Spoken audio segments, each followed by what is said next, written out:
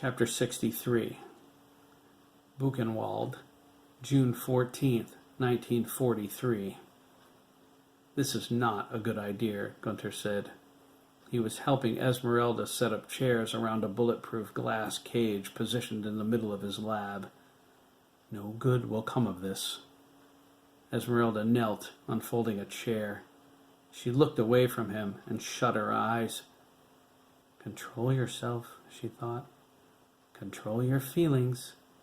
If you lose control, he'll kill you."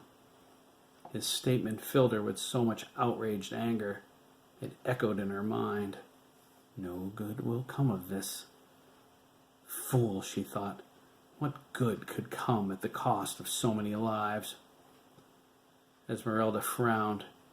The cage was a 10 by 10 by 10 cube, as high as the ceiling. The walls and door were 4 inches thick. It was solid. It had to be to contain their subjects. Esmeralda touched it. How many people have died in there so far, she wondered. Madame Zora knew precisely how many people were dead. She wrote down the names of all of Dr. Bremen's victims in his mad quest for the power. She didn't want their deaths to be in vain. That's what she said. Her granddaughter knew better. Madame Zora never wanted to forget who they were, so when she reached the hereafter, she could find them and explain why she needed to let them die to keep the secret of the power safe. No one could understand the weight of her burden. Esmeralda wasn't sure she did anymore. She thought they were selling their souls to the devil. "You agreed to this demonstration, Dr. Bremen." Esmeralda sighed. Gunther grabbed her arm. "Herr Himmler demands proof of my progress," he spat. Esmeralda glared at his hand. "Let go of me," she said. Gunther gripped her harder, but then threw her arm away from him. "You have grown petulant these last few years, girl," he said. "You must know, were it not for your grandmother, you would already be dead. If I die, you'll never have the power." Gunther stormed away to get another chair. Esmeralda felt his hatred. She saw her death every time she looked into his eyes. The bulletproof glass cage was built to contain people injected with the test serums after Dr. Bremen's experiment with Simon. He saw the power work, power he bestowed on another. His obsession grew exponentially. Boys inside the camp were brutally beaten daily for serum samples. Koch was thankfully gone. Gunther hated him. He was replaced 2 years ago by Colonel Pister, who Gunther liked. Pister gave him free rein over the prisoners, especially after Reinhard Heydrich's assassination. That act caused most loyal Nazis to want revenge from the world. Pister knew about the project, too. Herr Himmler let the details of Dr. Bremen's experiments spill to the commandant during his orientation. Colonel Pister was drunk with the power, as Dr. Bremen was obsessed with finding it. He needed to test every refinement of the serum, no matter how minuscule. The cage was the final destination for the doomed. Esmeralda set up another chair. She wasn't sure how many people were coming, but she knew Dr. Bremen was frightened. She looked at the machine gun ports drilled through each side of the cage, one every 2 feet. Gunther kept guards at them during live tests, in case the subject manifested any dangerous abilities following injection, like Simon. If they did, and they became threatening, the guards shot them. Otherwise, they were left to perish from the serum's explosive side effects. Gunther wrote off their sacrifices for the betterment of the Third Reich, although it was all for him. Esmeralda cleaned the cage after each death, sometimes several times a day. She cried each time she knelt in some poor soul's blood. Dr. Bremen gathered samples of every victim for study. He refined the formula with each test. Every refinement brought another test, and then another refinement, another test, another refinement, another death, Esmeralda thought. Like now, someone will die today. Tears welled up in her eyes. Each time we've managed to bind the mixture with a few drops of our blood. My grandmother keeps a pin in the collar of her shirt. I keep mine in my waist. Doing this keeps Dr. Bremen from the power, but it also guarantees the subject will die. We are murdering these people to protect the secret. Their blood is on our hands. How could God possibly forgive us? We don't deserve it. Madame Zora placed a hand on her shoulder. Esmeralda pulled away to get another chair. Child, you will understand one day, Madame Zora sadly thought. They had many whispered conversations at night when Bremen was asleep. Esmeralda was growing up, surrounded by death and despair. To her, the answer was as simple as a knife in Dr. Bremen's back. Madame Zora knew that wouldn't work. There would only be another scientist, and after that, scientists with more confidence, more imagination. Hitler's paranoia made him trust only Gunther Bremen, since they knew firsthand the power was real and could be controlled. Bremen was convinced he could only find the solution with her help. It was seared into his brain. Another scientist wouldn't be bound by such distractions. The memories of a boy who watched a miracle unfold through a dirty wagon's window. Every path to the future showed her the end of the world, except this one. She wished her granddaughter had the power. She could peer into her mind and see what she saw. She would know. It was the only way she would ever understand, since Zora no longer had telepathy powerful enough to project it to her. Madame Zora looked at her hands. Blood covered them. It dripped onto the floor. Gunther stiffened when he heard a knock. He looked at Madame Zora fearfully and set his jaw. He straightened his uniform and unlocked the door. It swung open. Gunther let out a whoosh of breath. It wasn't Himmler. It was one of the guards, holding a small boy by the arm. The boy wore the camp's identifying Star of David. His greasy jet-black hair clung to his scalp like a helmet. His eyes were similarly as black as night. He was paper-thin. He smelled foul. The boy looked up at Gunther, his eyes pleading. Gunther glared at the guard. "What is this, guard?" he asked. When he said "this," he jabbed his finger painfully into the boy's chest. "This child can't be more than 10 years old. I specifically asked for an older boy." "Yes, Herr Doctor," the guard nervously replied. "You asked for a boy on the verge of manhood." "You call this on the verge of manhood?" "No, Herr Doctor," the guard stated, coming to attention. "Remove this child at once and acquire me one of suitable age." "Herr Doctor," the guard insisted. "They're gone, sir." Gunther asked, "What do you mean they're gone?" The guard swallowed. "We're searching the camp, Herr Doctor. Every child of appropriate maturity is missing." Gunther shot an angry gaze at Esmeralda. "They're hiding?" His eyes narrowed. "Someone warned them. If he is all you have, I will make do with him." "No!" Esmeralda cried. "Be silent!" Gunther hollered. "I see your hand in this." He turned back to the guard. "I want them found, do you understand? I don't care if it takes till the end of the war. And I want them found. Isolate them under guard. I will deal with every one of them personally." The guard slapped his heels together. "Herr Doctor!"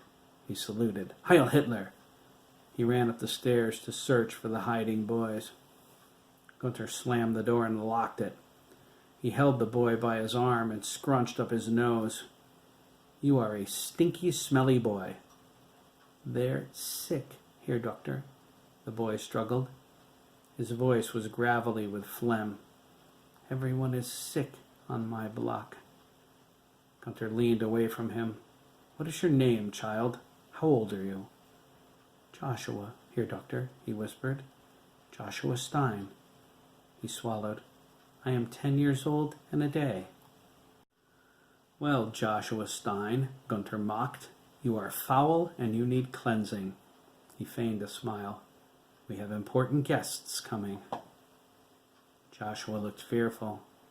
"They call you Dr. Death. You are still alive." Joshua slowly nodded. A sob caught in Esmeralda's throat. Gunther led him to the water closet and ordered him into the shower.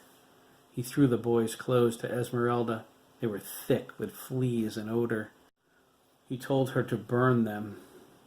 He eased Joshua under the water and handed him the soap. "Get cleaned up," Gunther said. "Scrub yourself thoroughly. Madame Zora will tend to you further."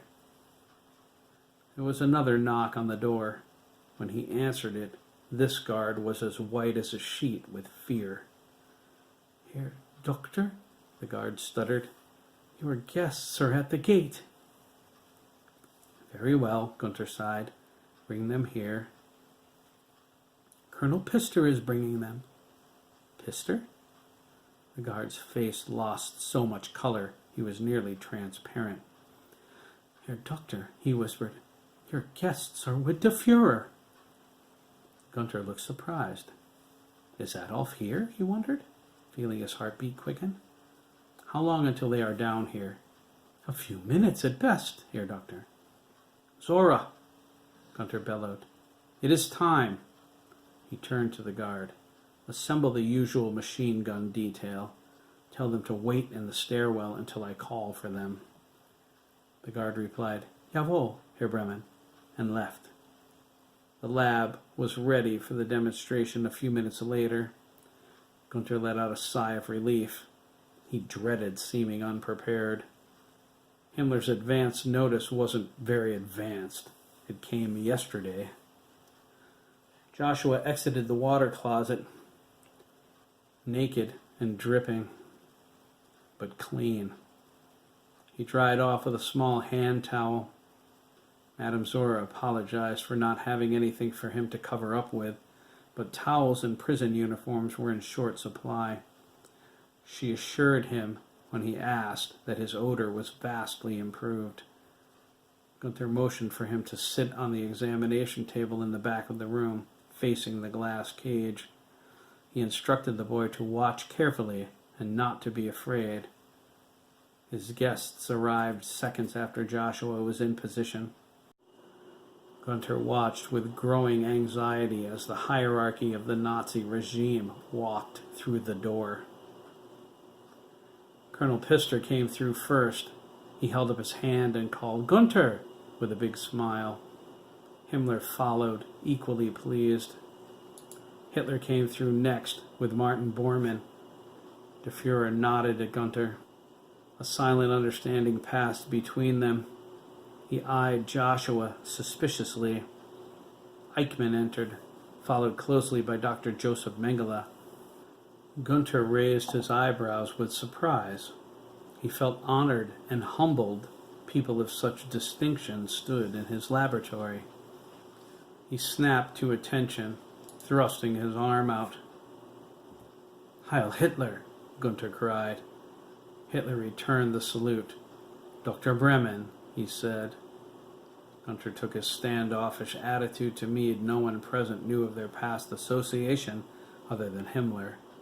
He followed the Fuhrer's lead. "Mein Fuhrer," Gunther said, snapping his heels together, "your presence honors me." Hitler walked over with his hands clasped tightly behind his back. He nodded toward Joshua and asked, "Is this the one?" He scowled at the boy, but then caught sight of Madame Zora. He glared at her. Gunther's face darkened. "Jawohl, mein Führer," he said. Hitler nodded.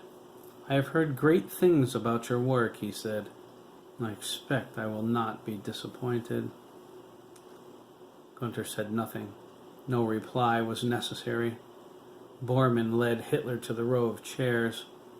Himmler leaned over to Gunther and said, When this is over, I have a surprise for you. He grinned, excited and rat-like. Gunther looked at him oddly. What is this now, he wondered. Himmler dismissed his unasked question with a wave. Later, he informed him, I think you will like this surprise, Herr Doctor. The guard who brought Joshua to the lab appeared in the doorway. He looked around the room, snapped to attention, and saluted. I intend to use him, Gunther whispered to Himmler, gesturing with his chin toward the guard. He is going to be part of my demonstration. But your reports say your serum doesn't work on, Himmler began, but paused. Realization came over his face. Ah, he said. I assume he has displeased you in some way, Herr Doctor? He is an ignoramus, Gunther snorted. As you will, he said indifferently. With the Fuhrer's permission, I have briefed your guests on your work. Mengele is especially intrigued. Gunther walked over to the guard. He nodded to the machine gun detail behind him and covertly signaled them to wait.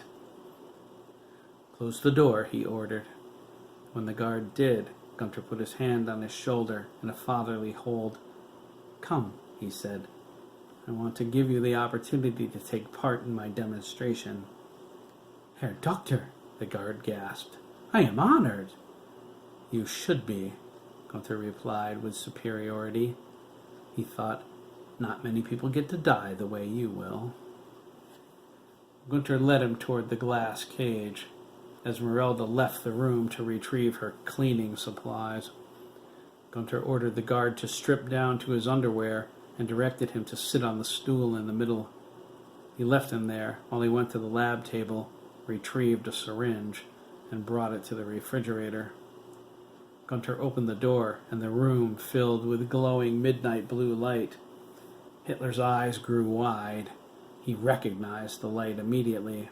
His palms began to sweat. Gunther moved back inside the glass cage. He motioned impatiently for Madame Zora to lower the microphone hanging over the guard's head. It came through a hole in the ceiling. The guard looked at the glowing syringe warily. Gunther squeezed the air out of it. The liquid arced up and then fell onto the floor. The guard watched it intently. It pulsated with energy. At the present stage of my work, Gunther said into the microphone, bypassing an introduction, certain elements involved in the creation of the perfect serum remain undiscovered. As you are about to witness, there are secrets I have yet to uncover. He gestured his head at the guard. Your arm, please. Herr Doctor, the guard nervously replied. I'm not sure Your arm! Gunther snapped. He flashed a wide smile. Rest assured, your discomfort will only be temporary. The guard glanced at Hitler, received a disapproving glare, and extended his arm. Gunther injected him with the serum and left the glass cage. He locked the door behind him. Herr Doctor? The guard asked. Gunther looked at Madame Zora. Turn off the microphone, he said. Yes, Herr Doctor.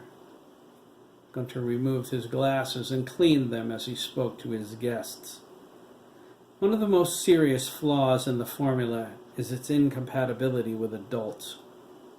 He gestured toward the glass cage and stepped out of their line of sight. As you can see, the guard already feels its effects. It manifests itself first with lightheadedness and anxiety. Inside the cage, the guard was sweating profusely.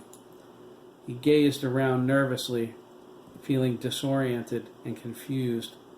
The injection site itched. His leg began to twitch. It started shaking so badly he needed to hold it down. The reaction increases, Gunther said professionally. He pointed at the guard with the arm of his glasses. Inside him, the serum is infusing every cell with its properties. The tremors will get progressively worse.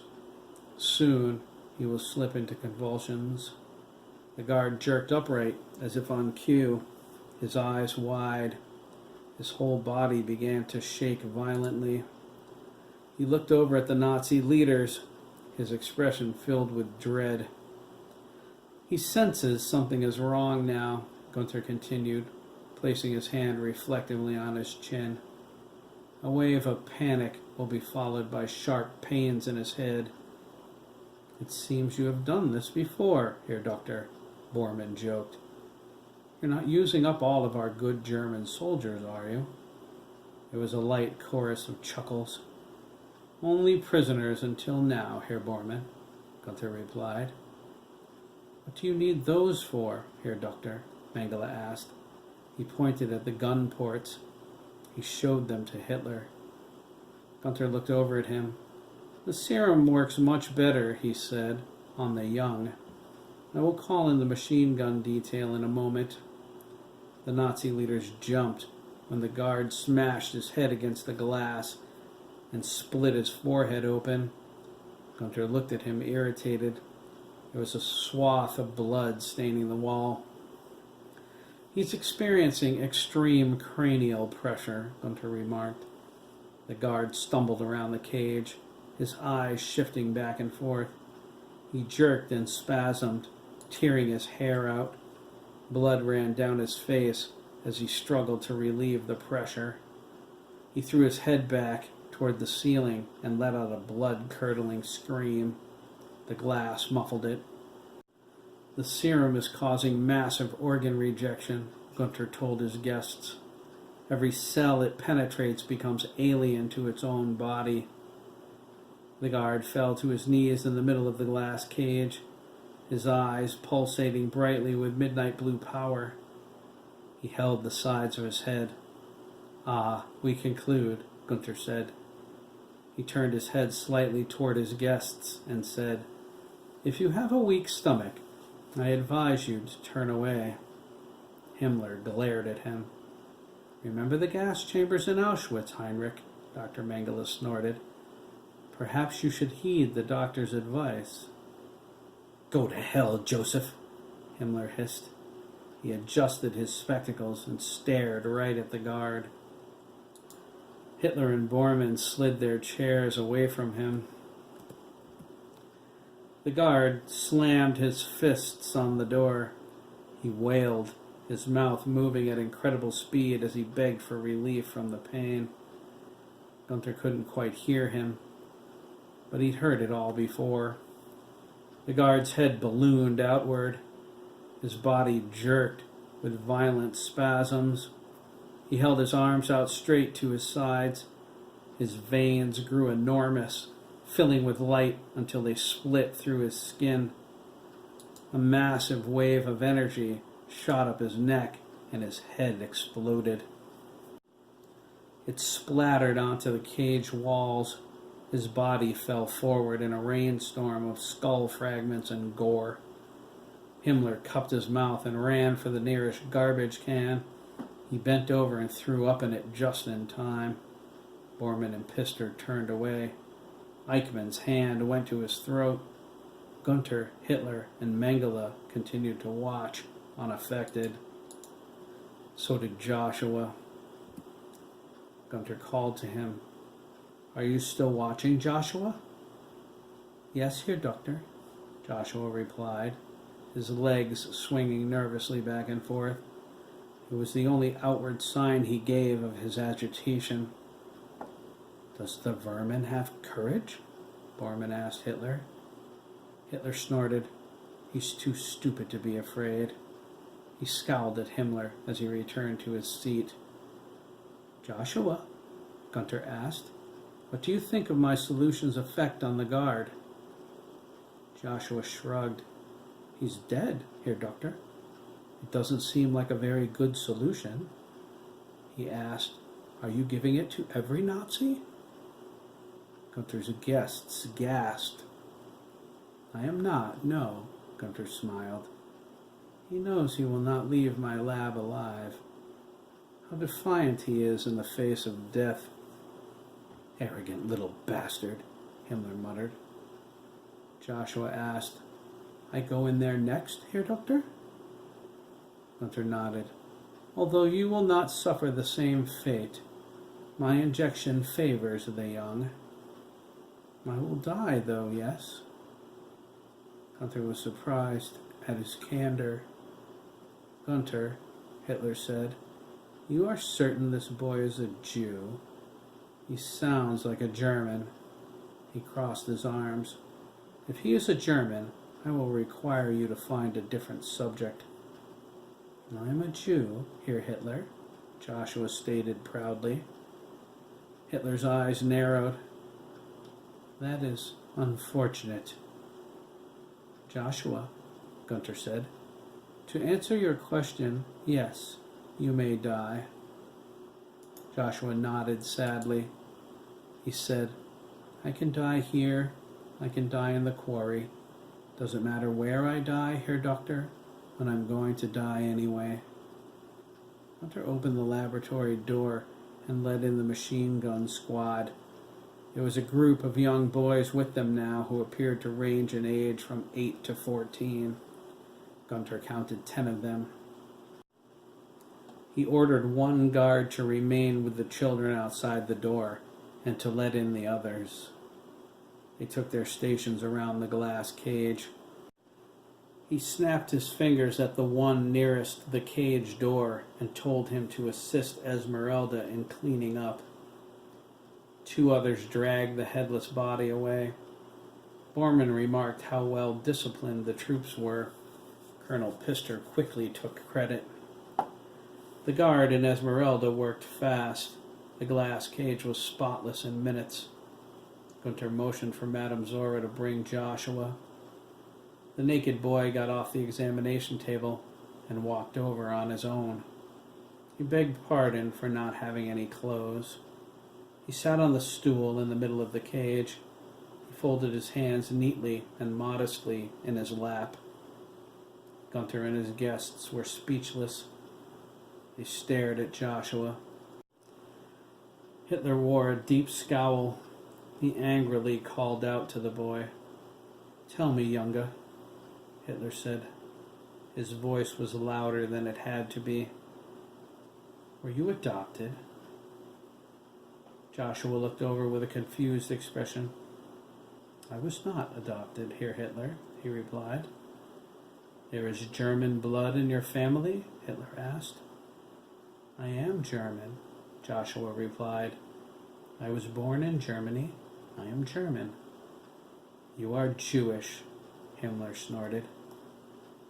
Joshua managed a quirky smile. "My father was a rabbi, Herr Himmler. I am as Jewish as it is possible to be. I was born in Berlin. I am still German." "Herr Hitler," Gunther said, "I can find another subject if you prefer." Hitler shot him a stern look. "You heard the boy," he said. "He is a Jew." He held his head up and looked back toward the cage. Let his life serve a greater purpose. Madame Zora felt a sudden feeling of hope vanish in his sharp tone. There was something special about Joshua. He deserved a better fate than the one in store for him. She leaned against the examination table, her knees weak. Esmeralda joined her, looking very depressed. "Do we have to watch another boy die?" she asked in a whisper. She already knew the answer. Gunther prepared the syringe and went into the glass cage. He motioned for Madame Zora to turn the microphone back on. He cleared his throat. "I have experienced my greatest success with boys not fully mature," Gunther said, squirting the air out of the syringe. "Joshua will be my youngest test subject to date." He looked at the boy seriously. Are you ready? Joshua held out his arm. Yes, Herr Doctor. I promise you, Gunther whispered, you will not die as the guard did. I am not afraid to die, Joshua whispered. Gunther paused. You are a brave boy. Joshua shook his head. I am not brave, Herr Doctor. I am Jewish. If I must die, I want to die like my father did. My father died with dignity. Gunther inserted the needle. Joshua flinched, but then relaxed. The optimum injection point, Gunther sighed, is in or behind the eye. He squeezed the compound into Joshua's arm. The process is quicker, true, but I cannot glean the data I need if the subject expires too quickly. You should bring the garbage can over here, Herr Himmler, Dr. Mengele quipped. You might want to be ready when the next head explodes. Himmler glared at him. All set, Joshua, Gunther said. I have to step out now. We will talk through the intercom. Joshua rubbed his arm. It feels warm. Gunther grunted. It begins there. He walked out of the glass cage and locked the door. He asked, Can you hear me? Into the intercom. I can hear you, Herr Doctor, Joshua replied. He shivered. I can feel it all over now. A feeling of warmth was common among my previous subjects, Gunther informed his guests. If the feeling becomes hotter, or we notice an increase in temperature in the room, Joshua may exhibit pyrokinetic abilities. You have done that? Bormann gasped. Creating fire with the mind? That and more, Herr Bormann, Gunther advised him. Telepathy and telekinetics are the most common manifestations. It varies case by case. Herr Doctor, Joshua asked, I feel dizzy. Lightheadedness once more, Gunther observed. It will pass quickly. Joshua slipped off the stool with a confused look on his face. He turned slowly around, looking up as if trying to find something that should be there, but wasn't. Joshua? Gunther asked, his brow furrowed. What is it, child? Joshua turned toward him. Gunther and his guests gasped. A deep black emptiness had replaced the whites of his eyes. Above his eyebrows, in the middle of his forehead, an ephemeral glowing symbol appeared. It was the Alpha symbol. Madame Zora gasped. Oh my God! The Alpha mark! Gunther stared at her. Can't you hear them? Joshua asked. His voice exploded outward, audibly and mentally, and made the walls of the glass cage vibrate. Everyone felt the pressure of his words inside their heads. The machine gun squad slid their weapons into the gun ports. Joshua looked up at the ceiling, lost control of his bladder, and urinated on the floor. Intriguing, Gunther said. Telepathy already. He looked at his guests. Himmler rubbed his eyes. Bormann pinched the bridge of his bloody nose. This is promising, Gunther beamed. The revised formula seems to be working better than expected. He turned back to the cage. Joshua, can you tell where the voices originate? Are they ours? Voices from the camp? Joshua cocked his head, struggling to find an answer to the question. You, he finally said. The camp? Everywhere. Gunther was puzzled. What exactly do you mean, everywhere? Everywhere in the camp? This is amazing, Eichmann exclaimed. Mein Führer, do you know what power like this would be worth to the Reich? Shh! Hitler dismissed him. He stared at Joshua, fascinated. "Joshua," Gunther repeated. "Are the voices from everywhere in the camp?" "No," Joshua replied. He looked at Gunther with his black eyes, his face immersed in wonder. "The voices are everywhere. All voices. Everyone's voices. Everyone's voices everywhere. Everywhere. Ever." He frowned. "They are talking beside the song of the world." Tears streamed down his face. "It is beautiful." "Gott in Himmel," Dr. Mengele cried. "This is spectacular." "Herr Doctor," Himmler called, "you've done it." "No," Gunther sadly replied. "We are losing him. Look, it starts." Joshua wandered around the glass cage, trembling from head to toe. He was off balance, but struggling to stay on his feet. There was a sudden flash of dark energy. It came out of Joshua so thick it engulfed the entire room. For several agonizing moments, it paralyzed everybody. No one could move or breathe or scream.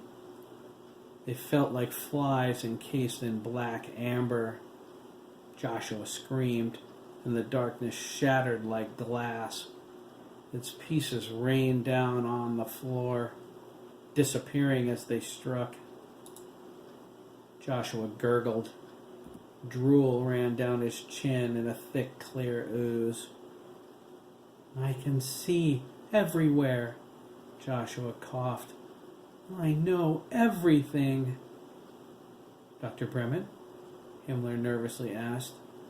"I think you should stop him." He nodded at the machine gun squad. They pulled back their bolts. "Stop!" Hitler bellowed, glaring at Himmler. "No one does anything." "Yes," Dr. Mengele agreed. "Wait." Gunther was struck silent. He held his hands out, feeling the power in the air. Madame Zora eased her and Esmeralda toward their room. Joshua looked up, smiled lovingly, and cried, "I see the Lord," in a booming, echoing voice. "Look!" Eichmann exclaimed. He pointed at Joshua, his hand shaking. "What's happening to him?" "Astounding," Gunther whispered. The black in Joshua's eyes spread. It ran like liquid over the top of his head and engulfed his entire body. Joshua levitated 6 feet off the floor. He was a jet black figure with sparkling black eyes and a golden glowing alpha mark. He held his arms out and looked down at Gunther. His face took on an expression of understanding. "I have to go now," Joshua said. "He's calling me." He raised his hand and bathed Gunther in his black light. It was cold, like the air in December. Gunther felt something for the briefest moment, but the feeling was gone so quickly he couldn't discern what it was. Joshua released him. The doctor stumbled. The boy faded. The room vibrated, power pulsating from his body. Waves of force blasted everyone back until only his eyes remained. They grew huge, filling the glass cage with their sympathetic stare. The eyes closed, and with a bright burst of light, they disappeared. His fading voice said, "I pity you, all of you." There was silence. Everyone looked at Gunther. Gunther stared into the glass cage. Adolf joined him as the others engaged in murmured conversations filled with awe. "You seem displeased," Adolf said. He straightened up. Gunther was taller than him now, unlike when they were children. Frustrated, Gunther admitted. His eyes didn't leave the cage. Adolf nodded, understanding. You are very close. I am always very close, Herr Hitler, Gunther complained. His eyes narrowed. I learned something today. That is what is important. Hitler crossed his arms. You will succeed, he said with confidence. He leaned into Gunther and whispered, when you do, you are to notify me and only me. Gunther looked at him. Adolf walked away. He gathered his entourage, demonstrating his impatient desire to get back to Berlin. Bormann shook Gunther's hand. He assured the doctor all of the Reich was available to him to ensure the success of his work. Colonel Pister said the same thing about Buchenwald. Dr. Mengele insisted Gunther call him for subjects for his research. He promised there was a plethora of children at Auschwitz for the taking. He only needed to give the word and he would send a trainload. Eichmann beamed. He vowed to make Gunther the greatest hero of Germany's war effort if he succeeded. Telepathy, he said excitedly, would make my job so much easier. Himmler ordered the machine gun squad to escort the Fuhrer to his car. Hitler ignored the confused boys waiting in the hall and disappeared up the steps. Himmler remained behind, rambling excitedly about everything he witnessed. He instructed Gunther to make sure he was the very first person contacted once the formula was a success. Gunther patronizingly assured him he would be, a lie he told with a smile on his face. The smile was just as big of a lie. Something twisted its way through Gunther's mind.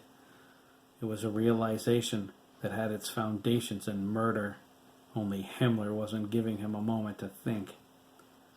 Now we must attend to my surprise, Himmler said. What surprise is this, Herr Himmler? Gunther asked, annoyed at the prospect. He didn't like surprises. Come with me to the commandant's office, Himmler replied. He slapped Gunther on the shoulder. I think you'll be quite fond of what I've brought you. Gunther had no idea what he was talking about. He followed his superior as he instructed. Himmler was still a man to be feared, regardless of how impressed everyone was with the demonstration. Gunther told Madame Zora to get the lab ready for the next series of tests. He wanted to say more to her, but not in front of Himmler. He told the guard in the hall to take the boys to the infirmary and wait there for him. Gunther and Himmler followed them up the stairs. Himmler breathed through his mouth to avoid smelling them. He was glad when they made it outside. Himmler almost vomited again from their stink. Gunther walked along in silence. Himmler talked incessantly. He only heard half of what the Reichsfuhrer said. Something to do with Himmler's Lebensborn project, the revitalization of the German race. Gunther heard talk of it before, but paid it no mind. Himmler encouraged SS officers to wed and bear children. Gunther had neither the time nor the desire for procreation, so he ignored most of Himmler's verbal dissertation. When they arrived at the commandant's office, Gunther wished he paid better attention. A young woman was waiting for them. She was 19, a shapely girl, with wide hips, blonde hair, and a pretty face. Her fashion of dress suggested she had money. Her manner was reserved and polite. Himmler introduced her as Helga Vogel. Nice to meet you, Helga, Gunther said. He bowed slightly, and she held out her hand. He kissed it. A pleasure, Herr Doctor, Helga sweetly replied. I've heard so much about you from Herr Himmler. Gunther looked at him suspiciously. Himmler beamed. Helga is a fine German woman, Gunther, he said, and I expect you will get along with her splendidly. Gunther nodded dumbly.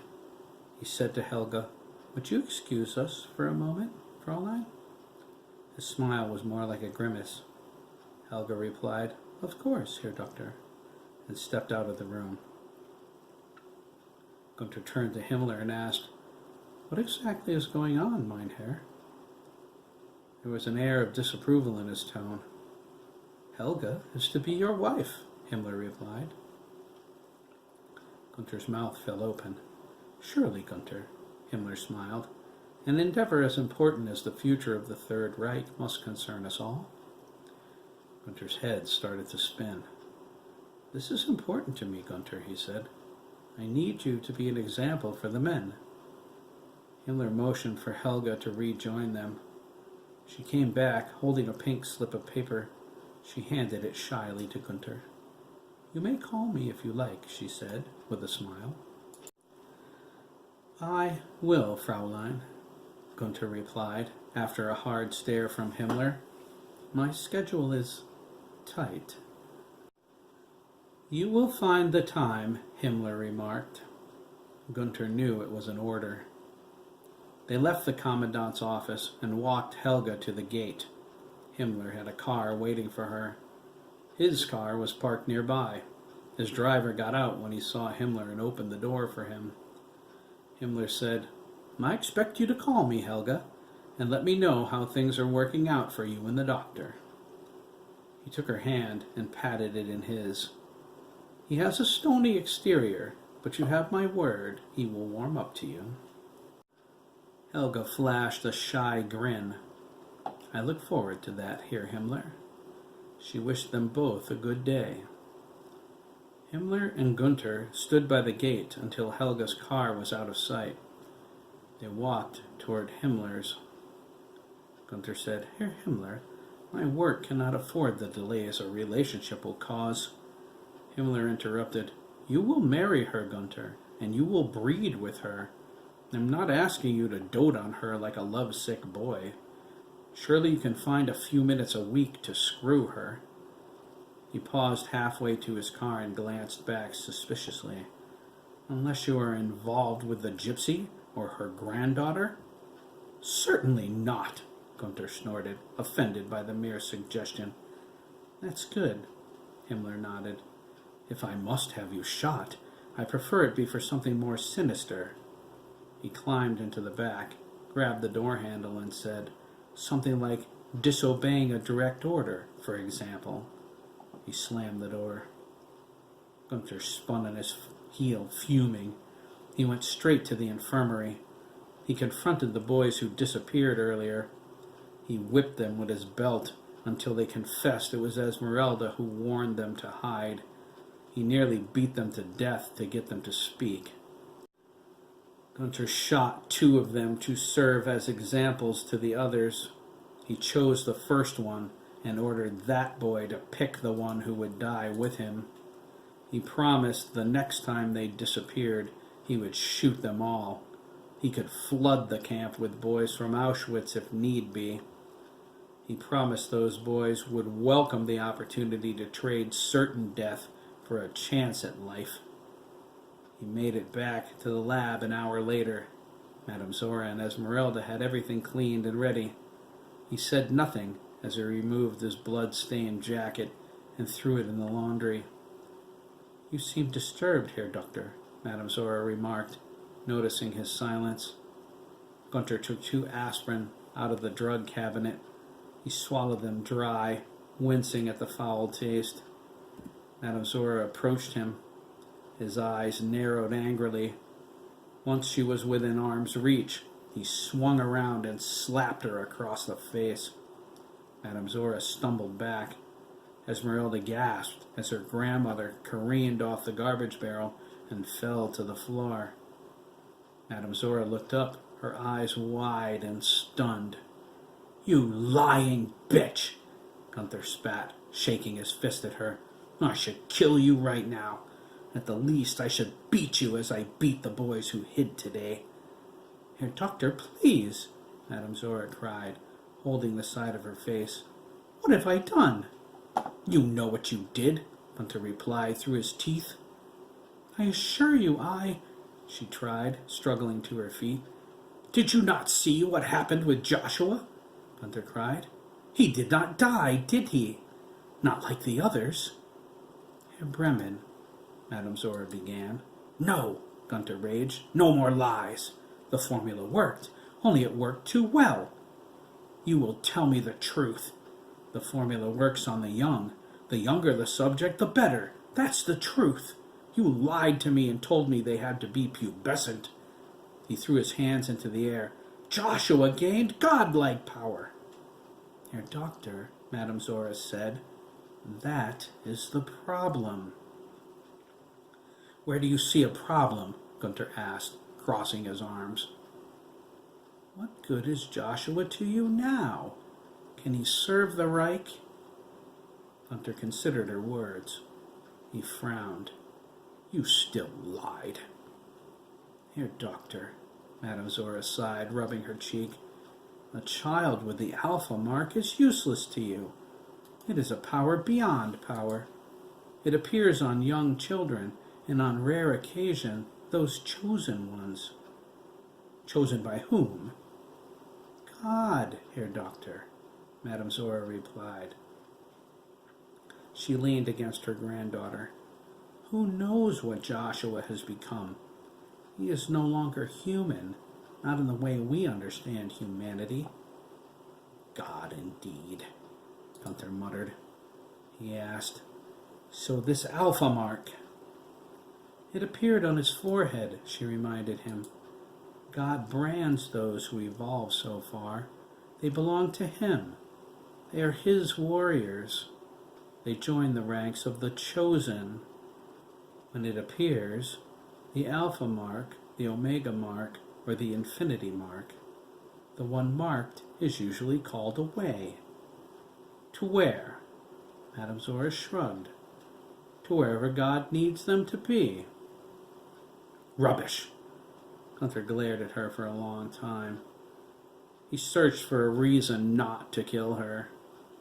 He finally said, We must get back to work. The secret is within my grasp. I will have it. Gunther went into the water closet and slammed the door. Madame Zora pointed to the boy's head where Esmeralda kept the syringe with their hidden serum sample. He has left the door open, she whispered. Find the boys he beat and fill the syringe some more while he showers. It will not be long before we need it.